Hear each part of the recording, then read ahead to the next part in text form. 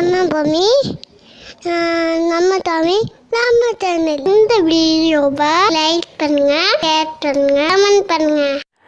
அனைவருக்கும் கோபிநாத்தின் அன்பு வணக்கங்கள் நண்பர்களே. நம்ம சேனலுக்கு முதன்முறையாக வரவங்களாக இருந்தால் மறக்காமல் சப்ஸ்கிரைப் பட்டனையும் ப்ரெஸ் பண்ணிக்கோங்க. பக்கத்தில் இருக்க பெல் ஐக்கானையும் ப்ரெஸ் பண்ணிக்கோங்க. இந்த வீடியோவை மறக்காமல் லைக் பண்ணிடுங்க.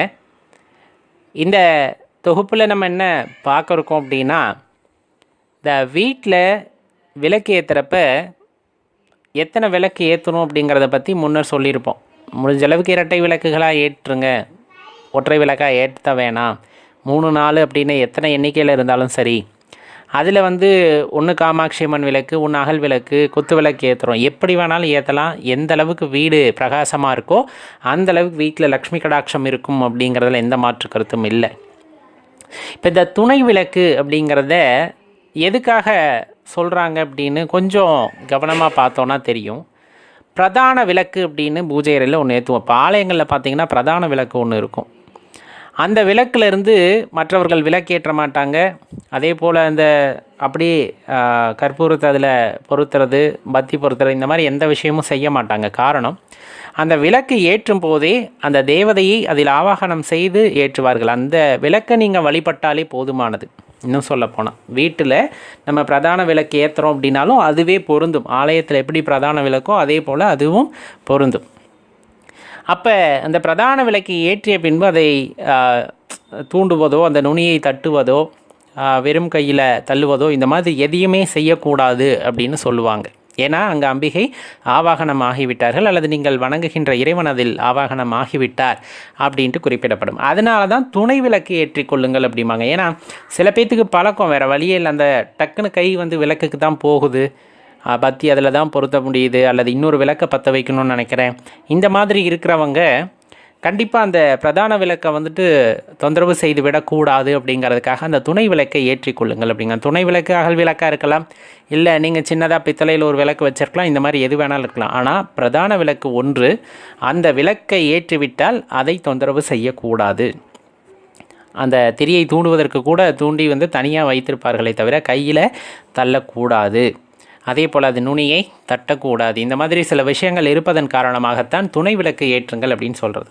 இப்போ 3-4 விளக்கு ஏற்றுறோம், அதில் ஒன்று பிரதான விளக்கு இல்லை. நீங்கள் எல்லாத்தையுமே பிரதான விளக்காக கூட நினச்சிக்கலாம், ஆனால் அதை தொந்தரவு செய்யக்கூடாது அந்த விளக்கை. ரொம்ப முக்கியமான விஷயம், வீட்டில் பெண்கள் இருக்கிறாங்க அப்படின்னா விளக்கு ஏற்றுவது அப்படிங்கிறது அவர்கள் செய்ய வேண்டிய முதன்மையான விஷயம். இப்போ ஆண்கள் வழிபட போகிறோம் அப்படின்னா நம்ம விளக்கு ஏற்றுறோம் அப்படிங்கும்போது அதில் முதல்ல தெரிஞ்சுக்க வேண்டியது, வீட்டில் பெண்கள் இருந்தால் அவங்க தான் ஏற்றணும் அப்படிங்கிறது ஐதீகம். மகாலட்சுமி கையால் அந்த விளக்கு ஏற்றுறது அப்படிங்கிறது. இல்லை வீட்டில் பெண்கள் இல்லை, இப்போ ஆண்கள் ஏற்றுறாங்க அப்படிங்கும்போது வேறு வழியே இல்லை அப்படிங்கும்போது ஏற்றலாம். ஆனால் அவங்க தான் குளிர்விக்கணும், ஆண்கள் தான் குளிர்விக்க வேண்டும். அதே போல் ஆண்களுக்கென்று சில விதிமுறைகள் இருக்கிறது அந்த விளக்கேற்றுவதிலுமே கூட. இப்போ விளக்கு ஏற்றுறாங்க அப்படின்னா ஒரு பூவை அந்த இடத்துல சமர்ப்பணம் செய்து அதற்கப்புறம் விளக்கு ஏற்றுவது அப்படிங்கிறதும் ரொம்ப முக்கியமான விஷயம், ஆண்கள் செய்ய வேண்டியது. அதுவும் பெண்களுமே அதையே செய்யலாம். இன்னும் சொல்லப்போனால் அந்த விளக்கு ஏற்றுவதற்கு முன், அந்த விளக்குக்கு முன்னாடி கொஞ்சமாக அரிசி அல்லது சில பேர் நாணயங்கள் வைப்பாங்க, சில பேர் பூ வைப்பாங்க. வச்சுட்டு அதுக்கப்புறமா விளக்கு ஏற்றுறது ரொம்ப சிறப்பானதாக இருக்கும். இது 5 விளக்கு ஏற்றுறோம், 5க்கும் செய்யணுமா? செய்யலாம், தவறில்லை. சில பேர் நாணயங்களை வைக்கிறாங்க அப்படின்னா அதை எடுத்து அடுத்த நாள் உண்டியலில் போட்டு வச்சு தெய்வ காரியங்களுக்கு பயன்படுத்துவார்கள்.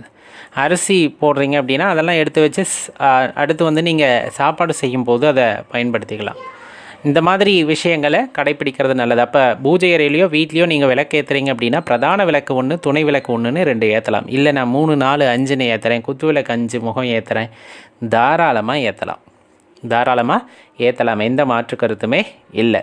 ஆனால் எக்காரணத்தை கொண்டும் பிரதான விளக்கை, அம்பிகை ஆவாகனமான விளக்கை தொந்தரவு மட்டும் செய்யக்கூடாது அப்படிங்கிறதுக்காகத்தான் திரும்ப இதை சொல்லிக்க வேண்டியது இருக்கிறது. நண்பர்களே, மறக்காமல் கடைப்பிடித்து வாருங்கள். அதில் ரொம்ப முக்கியமான விஷயம், சொன்னாலும் இந்த இதில் ஏற்றுக்கிற மனநிலையிலும் யாரும் இல்லை. இந்த விளக்குக்கு திரி போடுறோம் இல்லைங்களா, அந்த திரி அப்படிங்கிறது ரொம்ப முக்கியமான விஷயம். தினமும் புதுசாக மாற்றணும் அப்படின்னு சொல்லப்படும். சொன்னால் அப்புறம் அந்தளவுக்கு நாங்கள் வசதியானவங்களா அப்படி இப்படின்னு எதிர்மறையாக யோசிக்கக்கூடாது. ஒரு நாள் அந்த நேரத்துக்கு எரியிற மாதிரியான திரியை போட்டுக்கலாம், தப்பு கிடையாது. அது பயன்படுத்தினதுவே திருப்பி பயன்படுத்தக்கூடாது அப்படின்னு சொல்லுவாங்க. அது நிதர்சனமாக காணக்கூடிய உண்மையும் கூட. இப்போ ஒரு விளக்கு ஏற்றுறோம், அந்த விளக்கை குளிர் வச்சிட்டோன்னா அந்த திரியை எடுத்து தனியாக வச்சுக்கணும். புது திரி தான் போட்டு ஏற்றணும். முடிஞ்சால் விளக்கை அடிக்கடி சுத்தப்படுத்திடணும். அதில் கீழே அந்த கசடுகள் தங்க விடக்கூடாது. குத்து விளக்காக இருந்தாலும் அப்படித்தான், எல்லா பகுதியுமே சுத்தமாக இருக்கணும். குத்து விளக்கை அம்பிகையோட வடிவமாகவே சொல்லுவாங்க. அதே போல் தான் விளக்கும். கஜலக்ஷ்மி விளக்குனா கஜலக்ஷ்மி அம்மா அங்கே இருக்காங்க, அப்போ சுத்தமான இடத்துல தான் லக்ஷ்மி வாசம் செய்வாங்க. அப்படின்னா விளக்கில் அசுத்தங்கள் படியுது அப்படின்னா எப்படி அங்கே எப்படி லக்ஷ்மி வாசம் செய்வாங்க இல்லையா? அப்போ விளக்கு சுத்தமாக இருக்கணும். சில பேர் அந்த திரி முழுமையாக எரிந்து கறிப்பிடித்திருக்கும், அதெல்லாம் சுத்தப்படுத்திட்டு அதுக்கப்புறம் தான் நீங்கள் என்ன பண்ணணும் அப்படின்னா விளக்கு ஏற்ற வேண்டும். விளக்கு ஏற்றிட்டிங்கன்னா சுற்றி இருக்கக்கூடிய துர்தேவதைகள் எல்லாம் ஓடிடும். அந்த வெளிச்சம் பரவ துர்தேவதைகள் அப்படிங்கிறது கிட்ட அண்டவே அண்டாது. இப்போ வீட்டில் தினசரி விளக்கேற்றணும். இது இப்போ எல்லோரும் பழகிக்கிட்டாங்க. முன்னதான் வெள்ளிக்கிழமை செவ்வாய்க்கிழமை இப்போ எல்லார் வீட்லேயும் மறக்காமல் இந்த விளக்கேற்றுகின்ற பழக்கமானது இருக்கிறது. அதில் எந்த மாற்று கருத்தும் இல்லை. இருந்தாலும் முறையாக அது என்ன செய்ய வேண்டுமோ செய்து ஏற்ற வேண்டும். சில பேர் அணையா விளக்கு ஏற்றுவாங்க, அது ரொம்ப சிறப்பு. அது முறையாக செய்யக்கூடியவங்க செய்து வருகிறார்கள். சில பேர் இல்லைன்னா காலையில் ஏற்றிட்டு அப்புறம் குளிர் வச்சுட்டு மாலை நேரத்தில் திருப்பி ஏற்றி குளிர் வச்சுப்பாங்க. சின்ன சின்ன திரியாக சரி செய்து வைத்து கொள்ளுங்கள், போதுமானது. அப்போதைக்கு எறியணும், அதுக்கப்புறம் திருப்பி எடுத்துகிட்டு புது திரி போட்டு ஏற்றுகின்ற பழக்கத்தை வைத்து கொண்டால் நன்மையை தரக்கூடிய வகையிலே இருக்கும் அப்படிங்கிறதுல எந்த சந்தேகமும் இல்லை. நான் வெள்ளி விளக்கு ஏற்றுறேன், பித்தளையில் விளக்கு வச்சுருக்கேன், இன்னும் சொல்லப்போனால் மண் விளக்கு தான் வீட்டில் இருக்குது. ரொம்ப தேவை அப்படிங்கிறது விளக்கு ஏற்றுவது அப்படிங்கிறது தானே தவிர அது எந்த வகையான விளக்கை ஏற்றுகிறோம் அப்படிங்கிறதுல இல்லை. இறைவனை பொறுத்தளவு அதை ஒரு சந்தோஷமான மனநிலையில் ஏனோ தானோன்னெலாம் ஏற்றக்கூடாது. சந்தோஷமான மனநிலையில் அம்பிகையை நினைத்து கொண்டு ஐயனை நினைத்து கொண்டு அந்த விளக்கை ஏற்றும் பொழுது அதற்கான பலனே வேறு விதமாக இருக்கும். இன்னும் சொல்லப்போனால் இயற்கையில் அங்கே ஊற்றக்கூடிய நெய், தேங்காய் எண்ணெய், விளக்கெண்ணெய், நல்லெண்ணெய், அதில் பயன்படுத்தக்கூடிய திரி தாமரை தண்டு திரியாக இருக்கலாம், வாழைத்தண்டு திரியாக இருக்கலாம், பஞ்சு திரியாக இருக்கலாம். ஒவ்வொன்றும் ஒவ்வொரு காரணத்திற்காக அங்கே ஏற்றப்படுவது. அப்போ அது எல்லாம் முழுமையாக தெரிந்து பலனின் அடிப்படையிலே நம்ம ஏற்றும் பொழுது கண்டிப்பாக அந்த விளக்கேற்றுவதின் முழு பலனையும் நீங்கள் அனுபவிக்க முடியும்னா அதில் எந்த சந்தேகமும் கிடையாது. தெளிவாக தெரிஞ்சுக்கணும். இந்த கலந்த எண்ணெய் இப்போ நிறைய வருது, தயவு செய்து கோச்சிக்காதீங்க. அது நீங்கள் எண்ணெய் விற்பனையாளராக இருந்தாலும் தவறாக எடுத்துக்கொள்ள வேண்டாம். முடிஞ்ச அளவுக்கு சுத்தமான செக்கு எண்ணெய் நல்லெண்ணெய் வாங்கி ஏற்றுங்க. அதே போல் விளக்கெண்ணெய், அதுவும் சுத்தமான எண்ணெய். நெய், இதெல்லாம் எங்கே கிடைக்கும் அப்படின்னு பார்த்தீங்கன்னா நம்மளாம் ஆடை எடுத்து வச்சு பண்ணலாம், இல்லைன்னா டீ கடையில் கேட்டால் அவங்க அந்த ஆடை எடுத்து அடித்து தருவாங்க. அந்த மாதிரி நம்மளாக செய்கிற நெய்யாக இருந்ததுன்னா இன்னும் சிறப்பு. ஏன்னா எல்லாத்துலேயும் கொஞ்சம் கொஞ்சம் கலந்துடுறாங்க இல்லையா? அதுலேயும் அந்த கூட்டு எண்ணெய் அப்படிங்கிறது நம்மளாக வாங்கி கூட்டி தேவைப்படுறப்ப ஏற்றிக்கணும். இந்த பஞ்சக்கூட்டு எண்ணெய் அப்படின்லாம் சொல்கிறதெல்லாம் தோஷத்துக்காக, சில தோஷத்துக்காக ஏற்றுவது. அதெல்லாம் நம்மளுக்கு இல்லைன்னா வீட்டில் ஏற்றக்கூடாது. சுத்தமான நல்லெண்ணெயில் ஏற்றலாம், நெய்யில் ஏற்றலாம், விளக்கெண்ணெயில் ஏற்றலாமே தவிர இந்த கூட்டு எண்ணெய்களை வீட்டில் ஏற்றுவதை தவிர்த்து கொள்ளணும். யாராச்சும் பரிந்துரை செய்தால் உங்களுக்கு இந்த பிரச்சனை இருக்குது, அதுலேருந்து நீங்கள் மீண்டு வரணும்னா இதை ஏற்றுங்கன்னு சொன்னால் ஏற்றலாம், இல்லாமல் நம்ம முயற்சித்து பார்க்கக்கூடாது அப்படிங்கிறதையும் தெரிஞ்சுக்குங்க. ஒவ்வொரு வகையில் வாழ்க்கையானது மாறும். சில பேர்த்துக்கு பார்த்திங்கன்னா 50-60 வயசு வரலும் ரொம்ப கஷ்டப்பட்டுருப்பாங்க. 60 வயசுக்கு மேலே திடீர்னு அவங்க வாழ்க்கையில் ஒரு மாற்றம் ஏற்பட்டிருக்கும். பொருளாதார ரீதியாகவும் சரி, அந்தஸ்து ரீதியாகவும் சரி, திடீர்னு ஒரு உயர்ந்த நிலைக்கு செல்வார்கள். அதே இன்னொரு பக்கத்தில் எடுத்தால் பிறந்ததுலேருந்தே ரொம்ப கோடீஸ்வரராக வாழ்ந்திருப்பாங்க, உங்கள் கண்ணு முன்னாடியே நீங்கள் பார்த்துருப்பீங்க. ஆனால் ஒரு குறிப்பிட்ட காலகட்டத்துக்கு அப்புறம் பார்த்தோம்னா சாப்பிட்றதுக்கே சாப்பாடு இல்லாமல் ரொம்ப கஷ்டப்படுவாங்க. இந்த மாதிரி வாழ்க்கையானது ஒரு நிமிடத்தில் மாறிவிடுகிறது. அது என்ன காரணம் ஏதெல்லாம் இல்லை, நம்ம வாங்கி வந்த வரத்தின் காரணமாக, செய்த கர்மாவின் காரணமாக காலமானது நமக்கு தேவையானவற்றை தேவையான நேரத்தில் கொடுக்கிறது அப்படிங்கிறதுல எந்த ஐயப்பாடுமே கிடையாது. அப்படி ஆன்மீக ரீதியாக நம்ம வாழ்க்கையில் ஒரு மாற்றம் வரப்போகிறது அப்படிங்கிறத நம்ம ஒரு சில காரியங்கள் நடைபெறுவதன் மூலமாக உணர்ந்து கொள்ளலாம். அது ரொம்ப எளிமையான ஒரு சில அறிகுறிகளாகத்தான் இருக்கும். அந்த வகையில் பார்த்திங்க அப்படின்னா புதுவிதமான உறவுகள், அந்த உறவுகளும் ஆன்மீகம் சம்பந்தப்பட்ட உறவுகளாக நமக்கு கிடைக்கப்பெறும். இதுவரையிலும் அறிமுகமில்லாத சில நபர்கள் ஆன்மீகத்தில் நமக்கு அறிமுகமாவார்கள். அதுவரையிலும் ஆன்மீகத்திலேயோ தெய்வ நம்பிக்கையிலேயோ எதுலேயுமே ஒரு பிடிப்பில்லாமல் இருந்திருக்கும். அவர்களை சந்தித்த பிறகு இறைவன் யார் என்று உணர்ந்து கொள்ள வேண்டும் என்ற எண்ணம் உங்களுக்குள் வந்திருக்கும். இறைவனை பற்றி கேட்க வேண்டும் என்ற அந்த பொறுமையானது உங்களிடம் வந்திருக்கும். அப்படிங்கும்போது உங்கள் வாழ்க்கையில் ஏதோ ஒரு சின்ன மாற்றமானது ஆன்மீக ரீதியில் வரப்போகிறது அப்படிங்கிறத நம்ம எளிதில் தெரிந்து கொள்ளலாம். சில பழக்க வழக்கம்னா என்ன சொல்கிறோம்? ஏற்கனவே நம்மக்கிட்ட சில தேவையில்லாத குணங்கள் இருந்திருக்கலாம். பிறரை ரொம்ப ஒரு துச்சமாக நினைக்கக்கூடிய குணம், உதாசீனப்படுத்தக்கூடிய குணம், இந்த மாதிரி நிறைய குணங்கள், தேவையில்லாத குணங்கள் இருந்திருக்கும். அதெல்லாம் கொஞ்சம் கொஞ்சமாக உங்களுக்கே தெரியாமல் மாற ஆரம்பிச்சிருக்கும். உங்களுக்கே தெரியாமல் சில இயல்பான குணம், உங்கள் பிறவியிலே இருந்த தேவையில்லாத குணங்கள், தவறான குணங்கள் எல்லாம் மாறி ஒரு அன்புமயமாக நீங்கள் மாறுவதை உணர்ந்திருப்பீர்கள். அப்படி உணர்கிறீர்கள் அப்படின்னா உங்கள் வாழ்க்கையில் ஒரு மாற்றமானது ஏற்படுகிறது. ஒரு நல்ல வழியை நோக்கி நீங்கள் போகிறீங்க அப்படிங்கிறத தெளிவாக தெரிஞ்சுக்கலாம். இதுக்கு முன்னாடி ஒரு பிரச்சனையை எதிர்கொண்டு இருப்பீங்க வாழ்க்கையில். அது எந்த பிரச்சனையாக இருக்கட்டும், வேலையாக இருக்கலாம் அல்லது வாழ்க்கையில் இருக்கலாம். இந்த மாதிரி எந்த தருணத்திலும் சில பிரச்சனைகளை நீங்கள் சந்தித்திருப்பீர்கள். அதற்கெல்லாம் ஒரு காலகட்டத்துக்கு அப்புறம் ரொம்ப எளிதில் விடை காண முடியும். உங்களால் ரொம்ப கஷ்டப்பட்டிருப்போம், அந்த காரியத்தை நம்மளால் முடிக்கவே முடியல, என்னடா என் வாழ்க்கையில் இப்படியெல்லாம் பிரச்சனை வருது அப்படிங்கிற மாதிரி ஒரு காலகட்டத்தில் அப்படியே ஸ்தம்பித்து போய் நின்றுருப்போம். ஆனால் அதே பிரச்சனைக்கு இப்போ பார்த்தீங்கன்னா ரொம்ப எளிதாக உங்களால் தீர்வு காண முடியும். அதை விட இன்னும் பெரிய பிரச்சனைக்கும் எளிதாக தீர்வு காணக்கூடிய பக்குவம் உங்கள் மனதில் வந்துவிட்டது அப்படின்னா ஆன்மீக ரீதியாக உங்கள் வாழ்க்கையானது மாறுகிறது. ஒரு புதிய மாற்றத்தை உங்களுக்குள் இந்த பிரபஞ்சமானது உங்களுக்கு ஏற்படுத்தி இருக்கிறது அப்படிங்கிறத தெளிவாக தெரிஞ்சுக்கலாம். எந்த காலகட்டத்திலையும் பார்த்தீங்க அப்படின்னா அவங்களை சுற்றி இருக்கின்ற ஆற்றல்களை இதுவரையிலும் உணர்ந்திருக்க மாட்டீங்க. காற்றின் ஓசையை கேட்டிருக்க மாட்டீங்க, மலையோட அந்த சப்தத்தை கேட்டிருக்க மாட்டோம், அந்த குளிர்ச்சியை உணர்ந்திருக்க மாட்டோம், வெயிலோட தாக்கத்தை உணர்ந்துருக்கோம். போகிறோம், நம்ம வேலை செய்கிறோம், அப்படியே இருந்திருப்போம். ஆனால் ஒரு குறிப்பிட்ட காலகட்டத்துக்கு அப்புறம் இந்த ஆற்றல்களை எல்லாம் உணர வேண்டும் அல்லது ரசிக்க வேண்டும் என்ற எண்ணம், அந்த மலை சாரலை ரசிக்க வேண்டும், அந்த காற்றின் தென்றல் வீசும் போது நம் மீது படும்போது அதோட அந்த ஒரு ஸ்பரிசத்தை உணர வேண்டும், அந்த ஓசையை கேட்க வேண்டும். இந்த மாதிரி சில தன்மைகள் எல்லாம் நமக்குள்ளே எழும்பி இருக்கும். அப்போல்லாம் தெரிஞ்சுக்க, அந்த இயற்கையை ரசிப்பதற்கு நாம் முயற்சி செய்கின்றோம் அப்படிங்கும் போதே நம்மளுக்குள்ள ஒரு மாற்றமானது ஆன்மீக ரீதியாக ஏற்படுகிறது அல்லது நீங்கள் முன்னிருந்த நிலைமையை அது மாற்றுகிறது அப்படிங்கிறத நம்ம தெரிஞ்சுக்கலாம். ஒரு குறிப்பிட்ட காலகட்டத்தில் நம்மளால் எதுலேயுமே ஒரு நிலைப்பாட்டை உறுதியாக எடுத்திருக்க முடியாது. ஒரு முடிவை நம்மளால் எடுக்க முடியாமல் ரொம்ப தடுமாறி இருப்போம். ஆனால் இப்போ நம்ம சொல்கிற மாதிரி உங்கள் வாழ்க்கை ஒரு இன்னொரு பரிமாணத்திற்கு செல்கிறது அப்படிங்கும்போது அப்போ உங்களால் எதையும் ஒரு உற்று நோக்கி அதில் உள்ள உண்மையை அறிந்து அதில் என்ன உண்மை பொதிந்திருக்கிறது என்பதை தெரிந்து கொண்டு உங்களால் முடிவெடுக்க முடியும். இந்த ஃபோக்கஸ் அப்படின்னு சொல்லுவாங்க இல்லைங்களா, உங்களோட கவனமானது சிதறாமல் ஒரு புள்ளியிலே குவிந்திருக்கும். எளிதில் உங்களால் அந்த முடிவை எடுக்கக்கூடிய ஆற்றல் உடையவர்களாக நீங்கள் மாறியிருப்பீர்கள். அப்படிங்கும் போதே அது எப்போவுமே உங்களுக்கு சாதகமான ஒரு நிலையைத்தான் அங்கு உண்டாக்கி இருக்கும் அப்படிங்கிறத நம்ம தெரிஞ்சுக்கலாம். இன்னொன்று, உணர்ச்சிகளை உள்ளது உள்ளபடி நீங்கள் வெளிப்படுத்துவீர்கள். அது என்ன உணர்ச்சிகளை உள்ளது உள்ளபடி? நம்ம ஏற்கனவே கோபம், தாபம் இந்த மாதிரியெல்லாம் நிறைய பார்த்துருப்போம். சில பேர் நேரடியாக பேசுவாங்க, அவங்கள பார்த்தா சில பேர்த்துக்கு பிடிக்காது. ஏன்னா இந்த குணம் ரொம்ப உத்தமமான குணம். தப்புனா தப்புன்னு பேசணும். ஏன்னா எப்போவுமே அதர்மத்தின் வழியில் செல்பவர்களுக்கு மட்டும் அந்த அதர்மம் பொருந்தாது.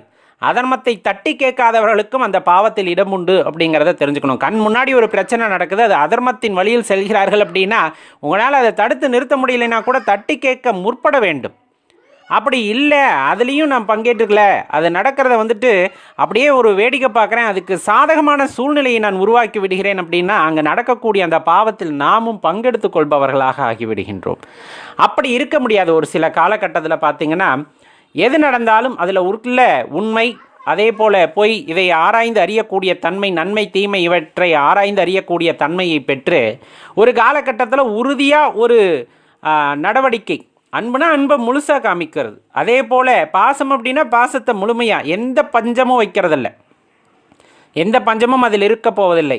யாராக இருந்தாலும் சரிசமமான பாசம் அன்பு அவர்கள் மீது காட்ட வேண்டும் அப்படிங்கிற எண்ணம், தப்புனா தப்பை தட்டி கேட்குற தன்மை உங்களுக்கு வருகிறது. அப்படிங்கும் போது இது எல்லாமே பார்த்திங்க அப்படின்னா உங்களை இன்னொரு பரிமாணத்திற்கு அது எடுத்து போகும் அப்படிங்கிறத தெரிஞ்சுக்குங்க.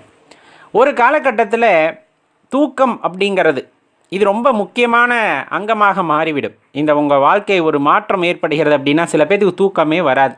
ஏன்னா இதுவரை நம்ம போயிட்டுருக்க பாதை தவறு அப்படிங்கும் போது ஒரு காலகட்டத்தில் ஒரு குழப்பம் ஏற்படும். நான் சரியாக தான் போயிட்டுருக்கேனா, என் வாழ்க்கை சரியான திசையில் தான் பயணிக்கிறதா அப்படின்னு நம்மளுக்குள்ள ஒரு எண்ணம் வந்துவிட்டாலே நமக்கு தூக்கம் வராது. ஏன்னா நம்ம போகிறது தப்புங்கிறனால தான் மனமானது அப்படி சிந்திக்கிறது.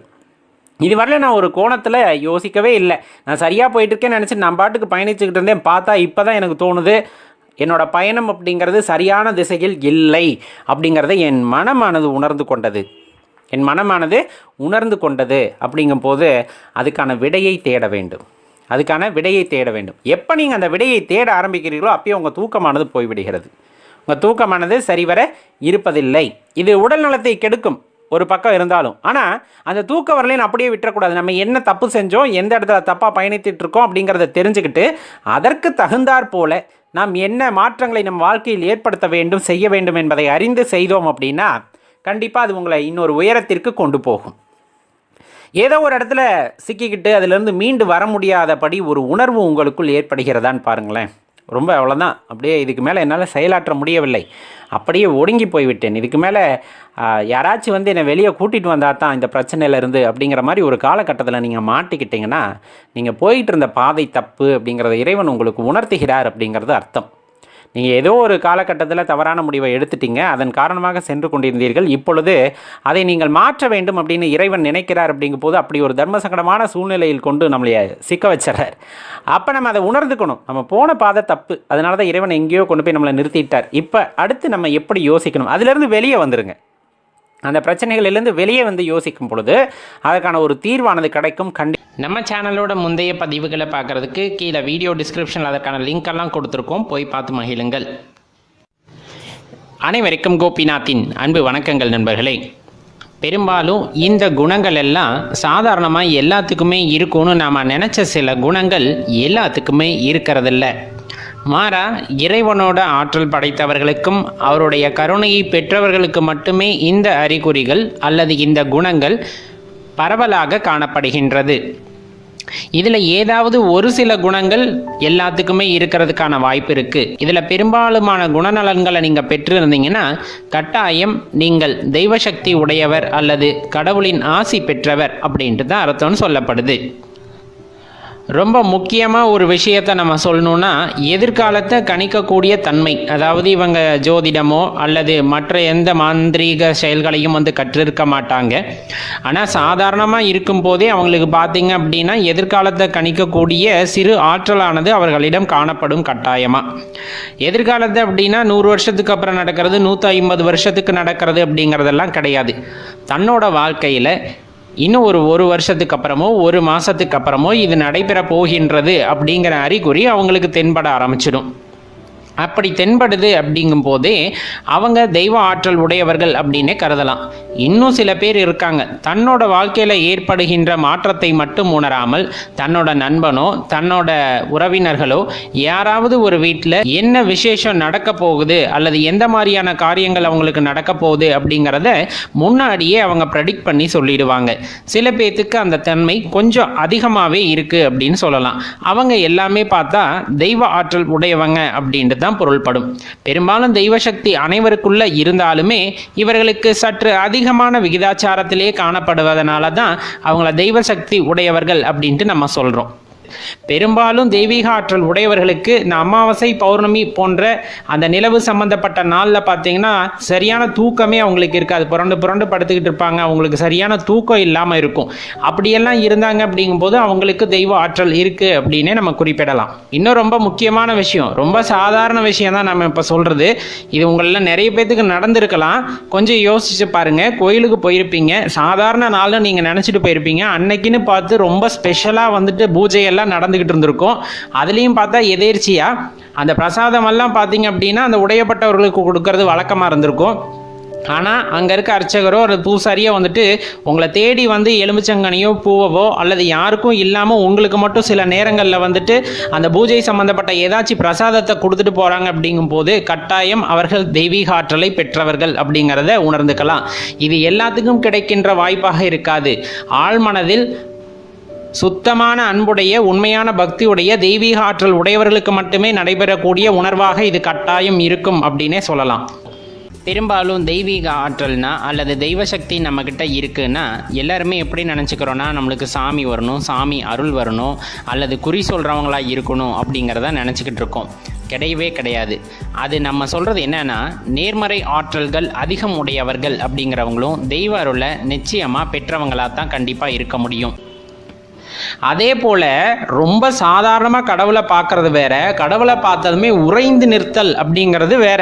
இந்த ரெண்டில் நீங்கள் எந்த கேட்டகரின்னு பாருங்கள். சாதாரணமாக போகிறீங்க, சாமியை கும்பிட்டு வெளியே வந்துடுறீங்கிறது வேற. அது கடனுக்கு போயிட்டு வர்றது, போனதுமே அவரை பார்த்துட்டு வரணும். ஆனால் அந்த கடவுளை பார்த்ததுமே அப்படியே உறைந்த நிலைக்கு போகிறது, தன்னையே மறந்து ஒருத்தன் அங்கே நிற்கின்றான் அப்படிங்கும்போது அது தெய்வீகாற்றல் உடையவர்களால் மட்டும்தான் அது சாத்தியமாகுமே தவிர சாதாரணமாக போயிட்டு வரவங்க அப்படி உறைந்தெல்லாம் நிற்க மாட்டாங்க. சில பேர்த்துக்கு கோயிலுக்குள்ளே போகும்போதே பார்த்தீங்கன்னா உடல் சிலிர்ப்பு ஏற்படும். அவங்க அங்கே இருக்க எனர்ஜியை உணர்ந்துட்டாங்கன்னு அர்த்தம். அது சாதாரணமாக எல்லாத்துக்கும் ஏற்படாது. ஆற்றல் படைத்தவர்களுக்கு மட்டுமே அது சாத்தியம். அதே போல் சில பேர் கோயிலில் போய் சாமியை பார்க்குறாங்கன்னா கடகடன் கண்ணீர் விட்டு அழுவாங்க. நம்ம முன்னாடியே ஒரு பதிவில் குறிப்பிட்டு இருந்திருப்போம். இந்த மாதிரியெல்லாம் அனுபவங்கள் இருக்குது அப்படிங்கும்போது கட்டாயம் உங்களுக்குள் தெய்வ ஆற்றலானது இருக்கிறது. பொதுவாக சொல்லக்கூடிய ஒரு விஷயம் அப்படின்னா அவங்க முகத்தில் வந்துட்டு தேஜஸ் கூடும் அப்படின்னு சொல்லுவாங்க. பொலிவு அப்படின்னு நம்ம சொல்லுவோம் இல்லைங்களா? அதாவது அலங்காரம் பண்ணி வருகின்ற பொலிவு அல்ல, இயற்கையாகவே அவர்கள் முகத்தை பார்க்கும் பொழுது வந்துட்டு ஒரு சூரியனை பார்ப்பது போல் வந்துட்டு ஒரு பொலிவு உண்டாகும் அப்படின்னு குறிப்பிடப்படும். அவங்க சரியான பாதையில் பயணித்து கொண்டிருக்கிறார்கள் அப்படிங்கும் போது. அதே போல் அவர்கள் கண்ணை பார்த்து அதிகமாக நம்மளால் பேச முடியாது, அதிக சக்தி உடையதாக இருக்கும். அவர்கள் செய்த சாதகத்தின் பலனாக வந்துட்டு நிறைய ஆற்றல்களை பெற்றிருப்பார்கள். ஆனால் கொஞ்சம் கூட வெளியே காமிச்சிக்க மாட்டாங்க. அவங்க கண்ணு வந்துட்டு ரொம்பவே சக்தி வாய்ந்ததாக இருக்கும். நம்மால் அவர்களின் கண்களை பார்த்து அவ்வளவு சீக்கிரம் பேச முடியாது. அந்த அளவுக்கு ஆற்றல் படைத்தவர்களாக இருப்பார்கள். இன்னும் ஒரு பெரிய விஷயம் என்னன்னா, மனிதத்தன்மை அப்படிங்கிறது வந்துட்டு அவங்கக்கிட்ட அதிகமாக இருக்கும். அதே சமயத்தில் பார்த்தீங்க அப்படின்னா கோயில்லன்னு இல்லை, மற்ற எந்த இடங்கள்லையா இருந்தாலும் சரி, ஆன்மீக பெரியவர்கள் இருக்கிறாங்க அப்படின்னா நீங்களே கேட்காம உங்களுக்கான அறிவுரைகளை அவங்களே முன்வந்து கூறுவாங்க. அவங்கள பார்த்ததுமே அவங்களுக்கு தெரிஞ்சிடும், இந்த பையன்கிட்ட இந்த பொண்ணுக்கிட்ட நல்ல தெய்வீக ஆற்றல் இருக்குது, இதை நம்ம வரைமுறைப்படுத்தினா அவங்க நல்லா வருவாங்கன்னு அவங்க மனசுக்கு தோணிடுச்சுன்னா உங்களை கூப்பிட்டு வாழ்க்கைக்கான அர்த்தத்தை சொல்லுவாங்க. அப்படி உங்கள் வாழ்க்கையில் நடந்திருக்கு அப்படின்னா நீங்கள் தான் நல்லா தெரிஞ்சுக்கணும், நீங்கள் தெய்வீக ஆற்றல் உடையவர், அதை கரெக்டாக நீங்கள் வழி நடத்தி போகணுன்னு அவங்க விரும்புகிறாங்க, கடவுள் விரும்புறாரு அப்படிங்கறத தான் அதன் மூலமா சொல்ல வர்றதை நீங்க புரிஞ்சுக்கிட்டீங்கன்னாவே ரொம்ப நல்லா இருக்கும். அதே போல் சிலருக்கு பார்த்தீங்க அப்படின்னா தெய்வ அருள் வரும் அப்படின்ட்டு சொல்லுவாங்க. சாமி ஆடுறது அல்லது குறி சொல்கிறது, இந்த மாதிரி குறி சொல்கிறது மேலையெல்லாம் இரண்டு மாறுபட்ட கருத்துகள் இருந்தாலுமே இது வரலாற்றை நீங்கள் எடுத்து பார்த்தீங்கன்னா நல்லா தெரியும். அன்றையிலிருந்தே வந்துட்டு இந்த குறி சொல்கிறவங்க அப்படிங்கிறவங்களோட வழக்கமானது இருந்து கொண்டு தான் வருது. அதே போல ஒருத்தர் அதிகமாக தெய்வத்தின் கதைகளையோ அது சம்பந்தப்பட்ட வரலாறையோ தொடர்ந்து பேசி கொண்டு இருக்கிறார்கள் அப்படிங்கும்போது கண்டிப்பாக அவர்கள் தெய்வ ஆற்றலை பெற்றவர்களாகத்தான் இருக்க முடியும். ஏன் நான் சொல்கிறேன்னா, நம்மளும் தான் நிறைய ஆன்மீக கதைகள், அது இன்னும் ஆன்மீக வரலாறு, இது மாதிரி நிறைய விஷயங்களை கேட்டுக்கிட்டு இருப்போம். ஆனால் ஒருத்தர்கிட்ட சொல்கிறது அப்படிங்கிறது அவ்வளோ சாதாரண விஷயம் இல்லை. அவங்க சொல்கிறத 10 பேர் கேட்குறாங்க அப்படிங்கிறது சாதாரண விஷயம் இல்லை. யார் ஒருத்தருக்குள்ள அந்த தெய்வ சக்தியானது அதிகமாக பிரகாசமாக இருக்கிறதோ அவர்கள் சொல்கிறத தான் மற்றவங்க கேட்பாங்க. அவங்க ஒரு மேக்னட்டிக் வேவ் மாதிரி எல்லாத்தையும் ஈர்க்கக்கூடிய ஆற்றல் படைத்தவர்களாக இருப்பார்கள். அவங்க எப்போ பார்த்தாலும் மற்றவங்களுக்கு அந்த தெய்வத்தோட கதையும் நல்லொழுக்கத்தை பற்றியும் போதிச்சுக்கிட்டு இருக்காங்க அப்படின்னா அவங்க உண்மையாலுமே தெய்வ ஆற்றல் பெற்றவர்கள் அப்படின்னு நம்ம உறுதியிட்டு கூற முடியும். அடுத்ததாக நம்ம குறிப்பிடப்படுகின்ற நபர்கள் எப்படி இருப்பாங்க அப்படின்னு பார்த்தோன்னா, பெரும்பாலும் மற்றவங்க கஷ்டத்தை தான் கஷ்டமாக எடுத்துக்கிறவங்களா இருப்பாங்க. ஒருத்தர் கஷ்டப்படுறாங்க அப்படிங்கிறத இவங்களே தெரிஞ்சுக்கிட்டு அதற்கான விடையை அளிப்பவர்களாகவும் இவர்கள் இருப்பார்கள். ரொம்ப முக்கியமான விஷயம், இந்த மாதிரி நபர்கள்கிட்ட ரொம்பவே கஷ்டப்படுறவங்க தானாக முன் தான் கஷ்டத்தை சொல்லுவாங்க. இந்த மாதிரி உங்களுக்கு எத்தனை பேத்துக்கு நடந்திருக்குன்னு தெரியல. சாதாரணமாக ஒரு பஸ்ஸில் போயிட்டு இருப்பீங்க, அல்லது பஸ் ஸ்டாண்டில் நின்றுக்கிட்டு இருந்திருக்கலாம். யார் என்னன்னே தெரியாத ஒரு மனுஷன் உங்ககிட்ட தன்னோட கஷ்டத்தை புலம்புறாரு, அந்த பெரியவர் உங்ககிட்ட கஷ்டத்தை புலம்புறாருன்னா அவர் உங்ககிட்ட இருக்க அந்த ஆற்றலை புரிந்து கொண்டவராக தான் இருக்க முடியும். அப்போ உங்ககிட்ட அவரோட பிரச்சனைகளையோ கஷ்டத்தையோ எடுத்து சொல்லும்போது பார்த்தீங்கன்னா அவருக்கு வந்துட்டு மனதில் ஒரு நிம்மதி ஏற்படும், அதிலிருந்து விடுபட்ட உணர்வு ஏற்படும். அது எல்லாத்துக்கிட்டையும் சொல்லும்போது அந்த உணர்வு ஏற்படாது. அந்த தெய்வீக ஆற்றல் உடையவர்கள் கிட்ட தன் கஷ்டத்தை ஒருத்தர் சொல்றாரு அப்படிங்கும்போது அவங்களுக்கு அந்த உணர்வுகள் ஏற்படுறது சகஜம். காந்தத்தை நோக்கி தான் அந்த இரும்பு துகள்கள் எல்லாம் ஈர்க்கப்படும் அப்படின்னு சொல்லப்படும். அதே மாதிரி இந்த தெய்வீக ஆற்றல் உள்ளவங்க கிட்ட மட்டும்தான் இந்த மாதிரி பிரச்சனை உள்ள நபர்கள் வந்துட்டு அவங்களோட பிரச்சனைக்கான தீர்வை தேடிக்கணும் அப்படின்ட்டு அவங்கள நோக்கி வந்து அந்த பிரச்சனைகளை உங்ககிட்ட சொல்லுவாங்க. அவங்க சொல்லும் போதே அவங்களுக்கு தீர்வும் கிடைச்சிரும். இந்த மாதிரி நபர்கள் வந்துட்டு ரொம்பவே விசேஷமான ஆற்றல் உடையவர்கள் அப்படின்னே சொல்லப்படுது. அதே போல் ரொம்ப தூரத்தில் ஒரு கோயில் இருக்குது அப்படிங்கும்போது அந்த கோயிலை பற்றி நம்ம நினச்சிக்கிட்டே இருப்போம். அந்த ஆற்றல் அதிகம் பெற்றவர்களுக்கு பார்த்தீங்கன்னா இப்போ ஒரு 500 கிலோமீட்டர் தூரத்தில் ஒரு கோயில் இருக்குது, நம்ம மனசார நினச்சிக்கிட்டு பூஜை பண்ணுறோம், அல்ல அந்த கோயிலுக்கு போகணுன்ற நம்மளோட ஏக்கத்தை வந்துட்டு வெளிப்படுத்திக்கிட்டு இருக்கோம். அப்படிங்கும் போது கட்டாயம் இறைவனாகப்பட்டவர் உங்களுக்கு அந்த வாய்ப்பை நல்குவார். ஏதோ ஒரு வழியில் வந்துட்டு உங்களுக்கு அதை ஏற்படுத்தி தந்து அந்த கோயிலுக்கு உங்களை அழைச்சிட்டு போவார். நீங்கள் வந்துட்டு நினச்சி கூட பார்த்துருக்க மாட்டீங்க இந்த நொடியில் நம்ம அந்த கோயிலில் இருப்போமா அப்படின்னு. திடீர்னு அதெல்லாம் நடக்கும். அது சாதாரணமாக எல்லாத்துக்கும் நடக்காது. அந்த தெய்வீக ஆற்றல் பெற்றவங்க அந்த உணர்வுகளை உணர்ந்தவர்களுக்கு மட்டுமே அந்த மாதிரியான நிகழ்வுகள் எல்லாம் நடக்கும் அப்படின்னு சொல்லப்படுது. இப்போ திடீர்னு வந்துட்டு கஷ்டங்கள் வர ஆரம்பிக்குது அப்படிங்கும் போது நம்ம பயந்துடக்கூடாது. எப்போவுமே வந்துட்டு ஆன்மீகத்தை பொறுத்தளவு இறைவனை உணர வேண்டும் அப்படின்னு போயிட்டீங்க அப்படின்னா நம்மளுக்கு இருக்க கர்மா அப்படின்னு சொல்லக்கூடியது, இந்த காலத்தில் இருக்கக்கூடிய கர்மா ஒருவேளை வந்துட்டு நீங்கள் சுமாரான வாழ்க்கை வாழணும்னு இருந்தால் கூட, ஆனால் ஆன்மீகத்தில் நீங்கள் போகிறீங்க, அதாவது பிறப்பில்லா நிலையை நோக்கி நீங்கள் நகர்கிறீர்கள் அப்படிங்கும் போது இறைவனோட அந்த அருட்கருணை கிடைத்து விட்டால் உங்களுக்கு அடுத்தடுத்த ஜென்மாவில் என்னென்ன நடக்கணும்னு இருக்க கர்மா இருக்கு இல்லையா, அந்த மூட்டைகள் எல்லாம் அவிழ்க்கப்பட்டு அதில் இருக்கக்கூடிய சில கர்மாக்கள் இப்பொழுதே உங்களுக்கு வந்து கொடுக்கப்படும். இது வந்து இறைவனின் அருள் கிடைத்தால் மட்டும்தான், நல்லா தெரிஞ்சுக்குங்க. எல்லாத்துக்கும் அப்படி நடக்கிறதில்ல.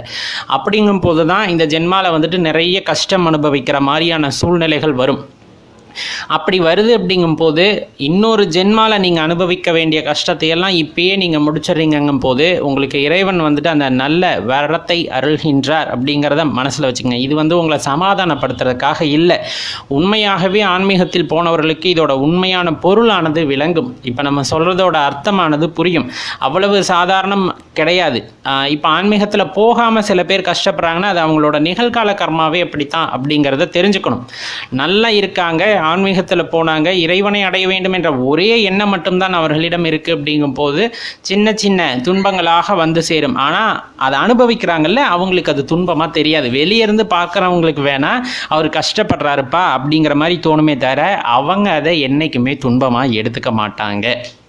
ஏன்னா அவங்க அதை முற்றிலுமாக புரிந்திருப்பார்கள். இறைவன் நம் கர்மாவை வந்து கழிக்கின்றார் அப்படிங்கிறத புரிந்து கொண்டு அதை ஏற்றுக்கொண்டவர்களாக இருப்பார்கள். இப்படி இருக்கும்போது தான் அந்த இறைவனோட அருட்பார்வை அப்படிங்கிறது நமக்கு முழுமையாக கிடைத்திருக்கிறது அப்படிங்கிறத உணர்ந்து கொள்ள முடியும். நண்பர்களே, எப்பவுமே ஒரே விஷயந்தான், பணம் பொருள் அதை தேடி போகிறீங்க கேட்குறீங்கன்னா இறைவன் கொடுத்துக்கிட்டே இருப்பார். உங்களுக்கு என்ன விதி பலனோ அதுக்கு தகுந்த மாதிரி உங்களுக்கு கிடைத்துக்கிட்டே இருக்கும். அருட்செல்வம் வேணும் அப்படின்னு நினச்சோம்னா நம்ம கேட்கக்கூடாது, நம்ம தேடி போக ஆரம்பிச்சிடணும். தேடிக்கிட்டே இருக்கும்போது ஒவ்வொரு இடத்துலேருந்து ஒவ்வொரு விடயங்களாக கிடைத்து கொண்டு இருக்கும். நிறைய பெரியோர்கள் இருக்கிறார்கள். நீங்கள் ஆன்லைன்லேயே முன்னாடினாச்சும் வந்துட்டு இந்த இணையதளம் இல்லாதப்ப பார்த்தீங்கன்னா குருமார்களை தேடி அவர்களோட சொற்பொழிவை கேட்பதற்காக அங்கும் இங்கும் போக வேண்டிய நிறைய கட்டாயம் அல்லது அந்த தேடுதலானது உங்களுக்கு இருந்திருக்கும். ஆனால் இன்றைக்கி இந்த தகவல் தொழில்நுட்ப வளர்ச்சியின் காரணமாக இருந்த இடத்திலிருந்தே நிறைய பெரியோர்கள் என்ன சொல்கிறது, அவங்களோட அந்த பேச்சுகளையெல்லாம் கேட்பதற்கே நாம் கொடுத்து வைத்திருக்க வேண்டும் அப்படிங்கிற அளவிற்கான பெரியோர்களோட அந்த வார்த்தைகளை நாம் இருந்த இடத்திலிருந்தே கேட்க முடிகிறது. நம்மளுக்கு ஒரு தெளிவு வேணும்னா அவங்களோட வார்த்தைகளை வந்துட்டு ஒளிநாடா மூலமாகவே கேட்டாலே போதும். நம்மளுக்கு அந்த ஆன்மீக தேடலானது ஆரம்பித்து விடும். அப்படி தேடல் ஆரம்பித்து விட்டது அப்படிங்கும் போதே அடுத்தடுத்து வந்துட்டு இறைவன் உங்களுக்கான அந்த வழிகளை காட்டிக்கொண்டே இருப்பார். ஒரு இடத்த நீங்கள் பிடிச்சிடணும், அதுக்கப்புறம் அதோட இணைப்புகளை வந்து இறைவன் உங்களுக்கு கொடுத்துக்கிட்டே இருப்பார். அப்படியே நீங்கள் தேடுதல் ஆரம்பிச்சிங்கன்னா சரியாக இருக்கும் வாழ்க்கை அப்படிங்கிறது ரொம்ப ஆனந்தமானதாக இருக்கும் கட்டாயமாக. இப்போ நம்ம அந்த தேஜஸ் அப்படிங்கிற விஷயத்தை பற்றி சொன்னப்போ சில பேர் வந்துட்டு தெரிஞ்சிருக்கலாம், சந்தேகம் வந்திருக்கலாம். என்னென்னா, சில சித்த பெருமக்கள் இன்றும் வந்துட்டு நிறைய இடத்துல வாழ்கிறார்கள். மூக்குப்பிடி சித்தரையா, அழுக்கு மூட்டை சித்தரையா, இந்த மாதிரி நிறைய விஷயங்களை நம்ம கேள்விப்படுறோம். அவங்களுக்கெல்லாம் பார்க்குறதுக்கு வந்துட்டு சடாமுடியோட ஒரு மாதிரி தானே இருந்தாங்க. அப்படின்னா நம்ம சொல்கிற அந்த பொலிவு அப்படிங்கிறது, அவங்க வந்துட்டு எப்படி இருந்தாலும் அவர்களோட கண்ணை பார்த்து நம்மளால் பேச முடியாது. அவர்கள் நம்மிடம் பேச மாட்டார்கள். அவர்களுக்கு அந்த உருவத்தை பற்றின எண்ணமே போயிருக்கும். அப்படிங்கும்போது அவங்கெல்லாம் அதற்கும் அடுத்த நிலைக்கு வந்து சென்று விட்டார்கள் அப்படிங்கிறத அந்த இடத்துல தெளிவாக புரிஞ்சுக்கணும். அவங்க அடுத்தடுத்த கட்டத்துக்கு போய்கிட்டே இருக்காங்க. ஆரம்பத்தில் தான் அந்த பொழிவு அப்படிங்கிற ஒரு விஷயம் நம்மளுக்கு அந்த ஒரு சூரியனோட பிரகாசம் போல் நம் முகமானது பிரதிபலிக்க ஆரம்பிக்கும்.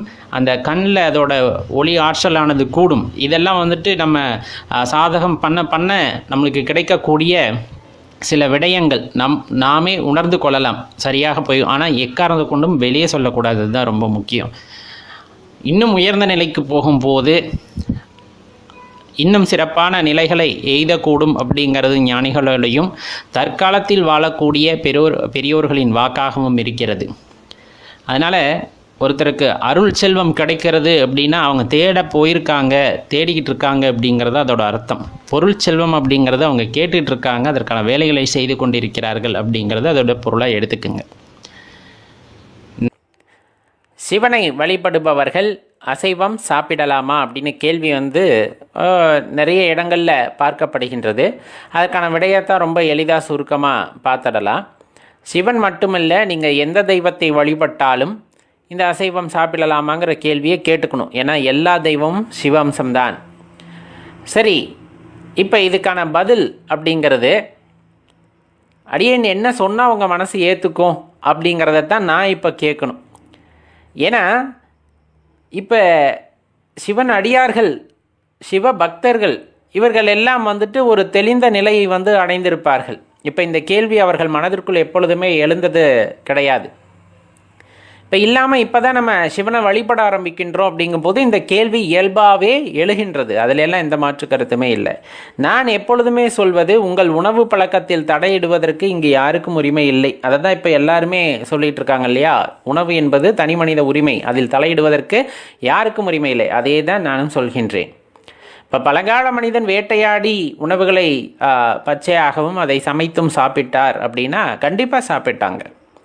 ஒரு காலமாற்றம் ஏற்படும் பொழுது தன்னை மிஞ்சிய சக்தி இருக்கிறது அப்படின்னு உணர்ந்த பின்பு அதனை பற்றிய தேடுதலில் சென்றவர்கள் சில ஞானியர்கள் எல்லாம் இந்த உயிர் வதை அப்படிங்கிறத அவங்க ஏற்றுக்கொள்ளவில்லை. பல விஷயங்களை வந்துட்டு அவங்க அறிந்து கொண்ட பின்னர். ஏன்னா உயிரானது பல உருவங்களில் வருகிறது. இப்போ நமக்குள்ளே இருக்கிற இந்த உயிரானது வேறு உருவங்களிலும் வருகிறது. புல்லா, பூடா, புழுவா, மரமா, நீங்கள் ஆடா, கோழியா, எப்படி வேணாலும் வச்சுக்கலாம். எல்லா உருவம் எடுத்தும் வருகிறது அப்படிங்கிறது ஞானியர்களோட கூற்று. இன்னும் நம்ம திருவாசகத்திலையும் அதை பற்றியெல்லாம் குறிப்பிடப்பட்டிருப்பாங்க. சைவ சித்தாந்தத்தில் ரொம்ப தெளிவாக குறிப்பிடப்படும் எத்தனை இலட்சம் பிறப்புகள் இருக்கிறது அப்படின்னு. அப்போ எல்லாத்துக்குள்ளேயும் இந்த உயிரானது பயணிக்கிறது. அப்படிங்கும் போது மனிதர்களுக்குள் இருந்தால் மட்டும்தான் இந்த உயிருக்கு மதிப்பா அப்படிங்கிற கேள்வியைத்தான் நம்ம எளிதாக கேட்டுக்கொள்ள வேண்டியது இருக்கிறது. உடனே அடுத்த கேள்வியானது வந்து விடுகிறது என்றால், அப்போ தாவர வகைகள் அதெல்லாம் வந்து உயிரல்லவா அப்படின்னு சொன்னோம்னா கண்டிப்பாக உயிர் தான். புல்லாகி பூடாகி, புல்லாகி பூடாகி அப்படின்னு தான் குறிப்பிட்டிருக்காங்க. இப்போ நம்ம ஒவ்வொரு படிநிலையாக தாண்டி வந்துக்கிட்டு இருக்கோம். இப்போ நிறைய சித்த புருஷர்கள் பார்த்தா காற்றை மட்டுமே உணவாக எடுத்துக்கிட்டு இருப்பாங்க. அவங்க புள்ளையும் சாப்பிட்றதில்ல, பூடையும் சாப்பிட்றதில்ல, எல்லாம் உயிரினங்கள் அப்படின்னு தெரிஞ்சனால அவங்க அது இல்லாமல் இந்த பிரபஞ்சத்தில் இருக்கக்கூடிய இயற்கை ஆற்றலை உட்கிரகித்து கொண்டு அவர்கள் அதிலே உயிர் வாழ்ந்திருக்கிறார்கள். அது நமக்கு எடுத்தும் காட்டியிருக்கிறார்கள் இல்லையா, ஞானியர்களாகட்டும். இப்போ அந்த வகையில் ஒவ்வொரு படிநிலையாக இந்த உயிர் வதை அப்படிங்கிறத விட்டு விடுவது நல்லது அப்படிங்கிறது தான் அடியேனோட கருத்து. நான் யாரையும் வந்துட்டு இந்த இடத்துல உணவு அப்படிங்கிற சார்ந்த விஷயத்தில் வரலை. அப்போ சாப்பிடலாமா வேண்டாமா? உங்களுக்கு வழிபடும் பொழுது சாப்பிடலாம் என்று தோன்றுகிறது என்றால் சாப்பிடுங்கள். சாப்பிட வேண்டாம் என்று தோன்றுகிறது என்றால் விட்டுவிடுங்கள். அடியேன் வந்து நிறைய பேத்துக்கு ருத்ராட்சம் கொடுத்தப்ப அவங்க கேட்டது, நாங்கள் வீட்டில் வந்து அசைவம் புழங்குவோம், அசைவம் சாப்பிடுவோம், இந்த அசைவம் சாப்பிட்ற இடத்துல வந்து ருத்ராட்சம் போடக்கூடாது அப்படின்னு சொல்கிறாங்களே அப்படின்னு கேட்பாங்க. அடியேன் முழு மனதுடன் சொல்வது, இப்போ உங்கள் வீட்டில் பூஜை அறை இருக்கா இல்லையா? இருக்குது. அப்போ அசைவம் சாப்பிடும்போது அங்கே இறைவன் இருப்பாரா இருக்க மாட்டாரா? கண்டிப்பாக இருப்பார். அப்புறம் ரொம்ப எளிதான விஷயங்க, நம்ம மனசை பொறுத்து தான் எல்லாமே மாறும். அப்போ அடியேன் சொல்வது, நீங்கள் அதாவது அசைவம் சாப்பிடுபவர்களாக இருந்தாலும் 5 முக ருத்ராட்சத்தை அணிந்து கொள்ளுங்கள் என்று தான் கூறுவேன். சில பேருக்கு அவங்களுமே யோசிப்பாங்க, என்ன சொல்கிறீங்க அப்படின்ட்டு. ரொம்ப தெளிவாக கேட்டுக்குங்க, இது அனுபவபூர்வமாகவே நான் கண்ட உண்மையும் கூட. அந்த ருத்ராட்சத்தை அணிந்த பின்பு பெரும்பாலுமான நபர்கள், இப்போ 10 பேர்த்தில் 5-6 பேர்லாம் சொல்ல கேள்விப்பட்டிருக்கின்றேன், என்னிடமே கூறியதும் தான், அடியனிடம் கூறியதும் தான். அதுக்கப்புறம் அந்த அசைவத்தை பார்த்தாலே ஒரு விருப்பம் வர மாட்டேங்குது, அதை சாப்பிடணும்னு தோண மாட்டேங்குது, இறைவன் மீது நாட்டம் சென்று விடுகிறது அப்படிங்கிற வார்த்தையை நான் அதிகமாக கேட்டு உணர்ந்தது உண்டு. அப்போ தெளிவாக தெரிந்து கொள்ள வேண்டியது அப்படிங்கும்போது, உணவுக்கும் இறைவனுக்கும் தொடர்பு இருக்கிறதா அப்படின்னா அது உங்கள் உணர்வு சம்பந்தப்பட்ட விஷயம். நீங்கள் எப்படி அர்ப்பணிப்பு உணர்வுடன் இருக்கிறீர்கள் அப்படிங்கிறது சம்பந்தப்பட்ட விஷயம். சில பேர் சாப்பாடு தான் இறைவன் அப்படிங்கிற மாதிரி எல்லா விதமான சாப்பாட்டையும் எடுத்துக்கொள்வார்கள். மனிதர்களை தவிர மற்ற எல்லா உணவுகளையும் எடுத்துக்கொள்வார்கள். நான் தான் திரும்ப சொல்லிட்டேன், இந்த உயிரானது பல லட்சம் பிறப்புகள் பல வடிவங்களில், முட்டை, ஊர்வன, இந்த மாதிரி நீங்கள் பாலூட்டி எந்த வகை எடுத்துக்கிட்டாலும் எல்லா உயிராகவும் இந்த உயிரானது தோன்றியிருக்கும் அந்த உடல்களில். அப்படி இருக்கும்போது அந்த உயிர் வேறு உடல்களை எடுக்கிறது. அப்போ எல்லாமே உயிர் வதை தான் அப்படிங்கிறத தெரிஞ்சுக்கோங்க. இப்போ வள்ளலார் பெருமானை எடுத்துக்கலாம். நீங்கள் வாடிய பயிரை கண்ட போதெல்லாம் வாடினேன்கிறார் ஐயா. அவ்வளோதாங்க, நீங்கள் கேட்குற கேள்வி தான். தாவரம் உயிரல்லவா, அதுவும் உயிர் தான். அது வாடிய போதும் நான் வாடினேன். இப்பயும் வள்ளலார் பெருமானை அந்த தொடர்ந்து கடைபிடித்து வருபவர்கள் பார்த்தா நிறைய பேர்த்த பார்த்துக்க முடியும். உணவு எதுவுமே எடுத்துக்காம தண்ணீர் மட்டும் எடுத்துக்கிட்டு உயிர் வாழ்ந்து கொண்டிருக்கிறார்கள் அப்படின்னு. அப்போ அவரை பின்பற்றி வந்தவர்கள் இன்னும் நிறைய பார்க்க முடியும் உங்களால்.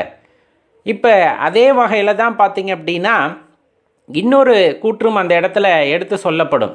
நிறைய பேர் இந்த மொழி மதத்தை வைத்த பேசணும் அப்படிங்கிறவங்க பேசும்போது தான் அதை எடுத்துக்கவே முடியல சில இடங்களில். என்னன்னா, இப்போ தமிழர் மரபில் இந்த அசைவம் அப்படிங்கிறது ஊறி பிணைந்திருக்கிறது அப்படிங்கிறத சொல்லுவாங்க. இந்து தர்மம் தான் அதுலேயும் அடிப்படை சித்தாந்தம் உடையவர்கள் தான் இதை சாப்பிடக்கூடாதுன்னு சொல்கிறாங்க, அப்படி இப்படின்னு நிறைய சொல்லப்படும். அடியேன் கேட்பதெல்லாம் ஒன்றே ஒன்று தான். திருவள்ளுவர் தமிழரா இல்லையா, அவ்வளோதான். ஒரே விஷயத்தில் நம்ம முடிச்சிடுவோம். திருக்குறள் என்பது தமிழ் நூலா இல்லையா, இதற்கான விடை உங்களுக்கு தெரிந்துவிட்டால் அப்போ திருவள்ளுவர் நமக்கு என்ன எடுத்து கூறியிருக்கிறார் அப்படிங்கிறதையும் நம்ம எடுத்து பார்த்துட்டோன்னா உணவு விஷயத்தில் நம்ம ஒரு தெளிவுக்கு வர முடியும். அதுலேயும் அவர் சரி தவறுன்னெலாம் சொல்லலை. புலால் உண்ணாமைன்னு ஒரு அதிகாரம் உண்டு, 10 குறள் எழுதியிருக்கார். எப்பா உயிரெல்லாம் வதைக்காதீங்கப்பா அப்படின்ட்டு ஒரு 10 குறள் எடுத்திருக்கிறார்.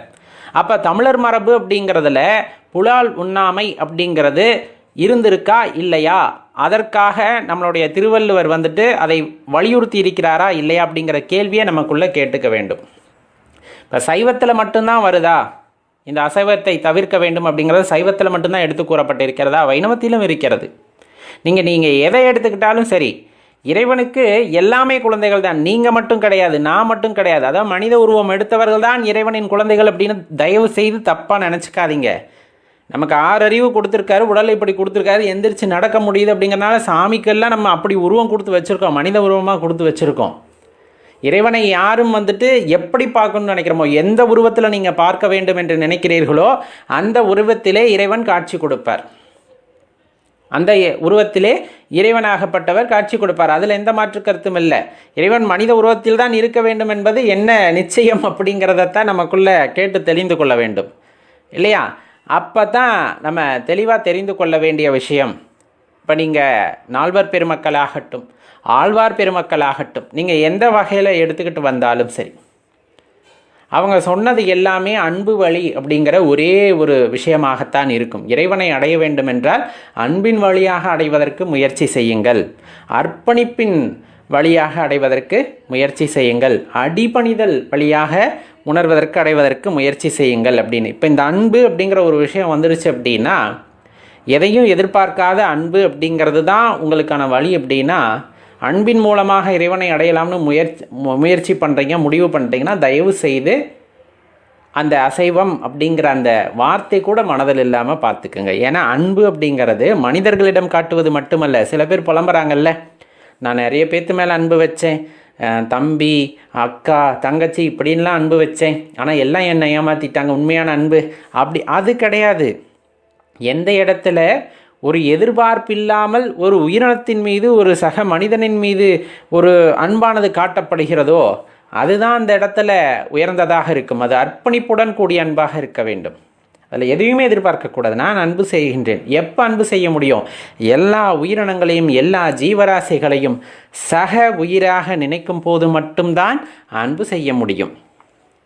மாறாக அதை ஒரு உணவாக நீங்கள் பார்த்து விட்டீர்கள் என்றால் அங்கே அன்புக்கு வேலையே இல்லையே.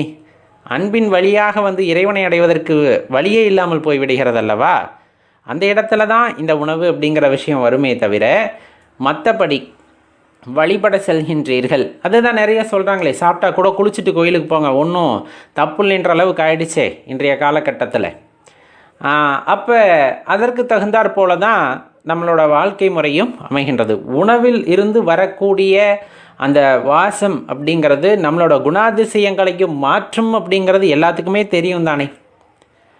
எல்லாத்துக்குமே கண்டிப்பாக தெரியும். அதனையும் மீறி அதில் ஒரு நாட்டம் இருக்கிறது என்றால் அதை எடுத்துக்கொள்ளுங்கள், தவறில்லை. நம்ம கர்மாவுக்கு தகுந்த மாதிரி தான் எல்லாமே இருக்கும். ஆனால் ஒரு தெளிந்த நல்லறிவு கிடைக்கின்றது அப்படிங்கும் போது, சக ஜீவராசிகளை நேசிக்க வேண்டும் என்று நினைக்கும் பொழுது சிவபெருமான் உங்களுக்காக இறங்கி வருவார். ஏன்னா அவர் எல்லா உயிரினங்களுக்கும் உணவை படைக்கக்கூடிய அந்த இடத்துல இருக்கக்கூடிய இறைவன் எல்லாத்துக்குமே உணவு கிடைக்கணும். அப்போ காட்டில் சிங்கம் புலியெல்லாம் இருக்குது, என்ன போய் புல்லை திங்குமா அப்படின்னா அது அதனின் கர்மாவை அனுபவிக்கின்றது. அது ஒரு உயிரை கொண்டு தான் வாழ வேண்டும் என்று இருக்கிறது. ஆனால் நம் மனிதர் அல்லவா, நம்ம சொல்கிறோம்ல அதுக்கெலாம் அறிவே இல்லை அப்படின்னு சொல்கிறோம்ல, நமக்கு அறிவு இருக்குல்ல. அதுக்கு இன்னொரு உயிரினத்தை துன்பப்படுத்தக்கூடாதுன்னு தெரியல, அதனுடைய கர்மா தொடர்கிறது. ஆனால் நமக்கு அப்படியா? நம்ம கர்மா இதோடு நிறுத்தணும், அல்லது நம்மளோட வாழ்க்கை சுழற்சிங்கிறது போதும், எனக்கு பிறப்பற்ற நிலை அப்படிங்கிறது வேணும்னு யோசிக்கிறோம் அப்படின்னா கண்டிப்பாக இந்த கேள்வியை கேட்காம உள்ளார்ந்து உணர்ந்து அன்பின் வடிவமாக இறைவனை நேசிக்க ஆரம்பிப்பவர்கள், அன்பின் வடிவமாகவே இறைவனுடன் கலந்து விட வேண்டும் என்ற எண்ணம் உடையவர்கள் இந்த கேள்வியே கேட்காமல் தவிர்த்துவிட்டு இறைவனை சரணடைதல் உத்தமத்திலும் உத்தமம் அப்படின்னு தெரிந்து கொள்ளுங்கள் நண்பர்களே. மாற்று கருத்து இருக்கும். ஏன்னா ஒரு விஷயம் சொல்லும் போது அதை அப்படியே ஏற்றுக்கொள்ள வேண்டும் என்ற அந்த விதி அப்படிங்கிறது கிடையாது.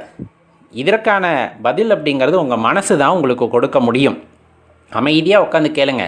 ஏன்னா நான் இப்போ ஒரு பதில் சொல்கிறேன் அப்படின்னா அதை ஏற்றுக்கொள்வதும் ஏற்றுக்கொள்ளாததும் கேட்பவருடைய மனதை சார்ந்தது. ஏன்னா ஐயா இப்படி பேசினா நல்லாயிருக்கும் அப்படின்னு உங்கள் மனசு தோணியிருக்கும். சாப்பிடலான்னு சொல்லியிருந்தால் நல்லா இருக்குமே, நம்ம சிவபெருமானையும் வழிபடலாம், சாப்பிடக்கூடாதுன்னு சொல்லணுமே அப்படிங்கிற ஒரு எண்ணம் சில பேர்த்துக்கு இருந்திருக்கும். அடியேன் என்ன சொல்கிறேன்லாம் இல்லை, உங்கள் மனது உங்களுக்கு என்ன சொல்கிறது. ஏன்னா அது நம்ம கர்மாவோட நீட்சி, நாம் சொல்வதனால் மாற்றிக்கொள்ளவும் முடியாது.